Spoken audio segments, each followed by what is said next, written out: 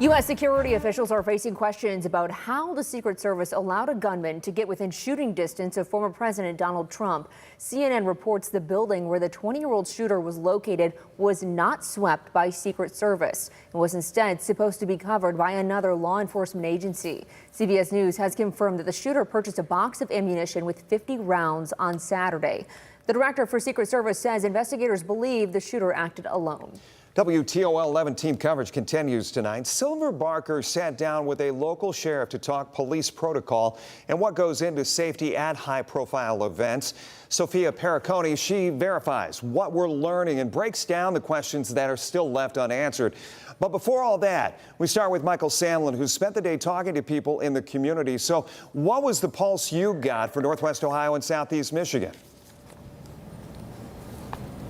Well, Jeff, I went looking for that answer across Lucas County, coming to places like here at Dino's Diner in Maumee, asking people on both sides of the aisle how they're processing the violence against former President Donald Trump on Saturday.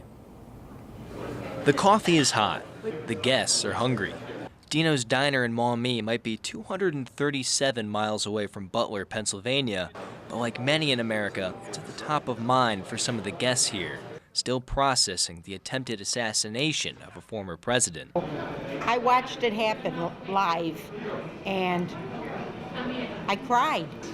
Well, I was heartbroken, obviously, and I was so glad that it just grazed his ear rather than some other place. Just horrified. For these Republican voters, they tell me they feel a strange mixture of fear at the state of our nation and then pride in former President Trump for how he handled the attempt on his life. But he's a warrior. When I seen him throw that fist pump and him saying fight, that's what we need. And all three say they blame the current state of political rhetoric for this escalation, especially from the left. Calling him a dictator, putting him in court.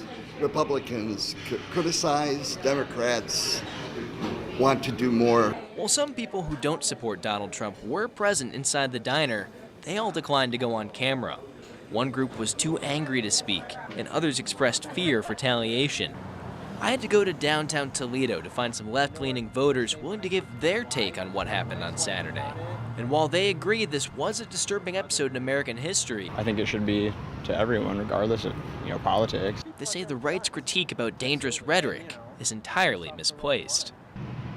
When I look at the news, I see far less violent rhetoric coming from Democrats than I do Republicans. And it shouldn't come from anybody.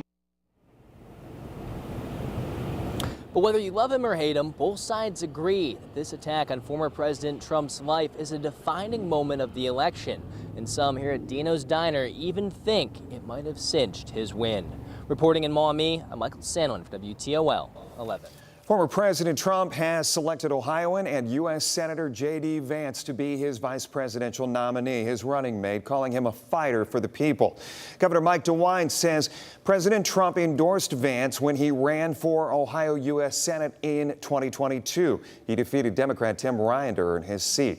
Vance is a former U.S. Marine and he served in Iraq. Governor DeWine is at the Republican National Convention tonight and says Vance is a great selection for VP. He's a new generation. He's exactly what we need. He's someone whose life experiences, I think, bring a lot to this ticket. He had, if you look at his growing up in Ohio, difficult circumstances, someone who served in the military. It's a great pick. So what happens if Vance is the next vice president? Well, the Ohio Secretary of State's office tells WTOL 11 that Governor DeWine would appoint an interim senator who would serve until December 15th of next year. Then there would be special primary and general elections to select who would complete the term. There are plenty of presidential political rallies that happened in Michigan and Ohio. It takes a lot of planning from federal and local law enforcement. Silver Barker joins us tonight. Silver, you spoke with the Wood County Sheriff. He's been a part of protecting these rallies before. What did he tell you? Well, Wood County Sheriff Mark Vasilishin says that whenever a president or presidential candidate plans to visit a city, local law enforcers are asked to help the Secret Service. He says the goal is to hope for the best, prepare for the worst. We think you go to a rally for a presidential candidate that you might get shot. That's possibility is always there. It's a minimal possibility. Unfortunately, it's rare that this happens. Wood County Sheriff Mark Vosselishin says that while it's rare, the possibility of getting shot at a political rally can happen. You hope that with all the spotters that the Secret Service has and their sharpshooters that they see all those things, but they can't see everything. Which is why, when presidential candidates come to visit, Secret Service will plan meetings with local law enforcement to help with traffic safety and event patrolling. They'll explain who they need where. We'll discuss routes. We'll discuss what hospital they would use if there were to be an emergency. But no matter how prepared, it's hard to think of everything that could go wrong with big events that attract large crowds. Sheriff Vosselishin says if something does seem like a threat, law enforcement officers are to act first, explain later. We have to act on what we see because there's not time to ask for permission or to. We're trained to preserve the peace, and if we see someone that looks like they're going to harm the dignitary or harm someone in the crowd, you need to react right now. The Secret Service will be investigating the shooting in the coming days and weeks. Believe me, they're already digesting what went wrong, what could have been done better. How it could have been approached in a different way. Sheriff Vosselishin believes we may see the candidates switch up how they go about presenting speeches as a result of what happened on Saturday. Interesting to see, do the candidates change what they do based on what happened Saturday night? That's very likely too. Will they go back to doing it in hangars or having enclosed areas? Sheriff Vosselishin says that so far, every big event they've had to help the Secret Service with in Toledo has went accordingly, and they hope to keep it that way, partnering with other law enforcement officers nearby. In studio, Silver Barker, WTOL 11. We're learning more about 3 men that were shot at Saturday's rally. Among them, a former firefighter, Corey Comparatori, was killed while protecting his family. 2 other men were also shot. 57-year-old David Dutch and 74-year-old James Kupenhaver. Both are in the hospital and expected to recover. Our team has been working to verify the many questions that remain following this attempted assassination. Sophia Pericone, she joins us from our satellite center, digging into the claims all day long. Sophia, what'd you find out?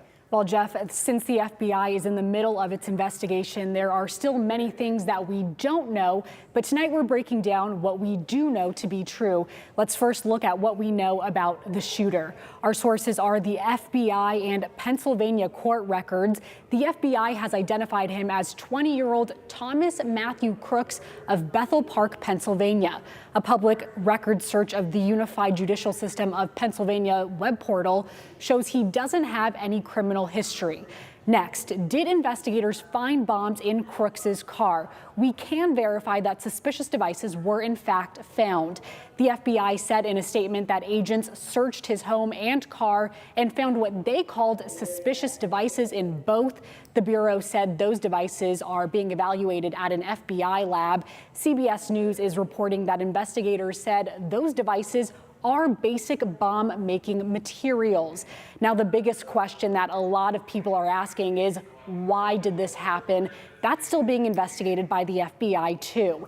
In a press release, the FBI said that it has not identified a motive just yet, but agents are piecing together the shooter's steps prior to the shooting. They're also conducting interviews and continue to collect evidence. Agents also recovered Crooks's cell phone for examination. Now, we also verified that Crooks was a registered Republican, but he has never voted in a federal election due to his age. He also donated $15 to a fundraising platform for Democrats in 2021. Live in the Satellite Center, Sophia Pericone, WTOL 11. This is a story we will continue to watch closely as more information comes out about the attempt on his life. We'll make sure to update you on air and online.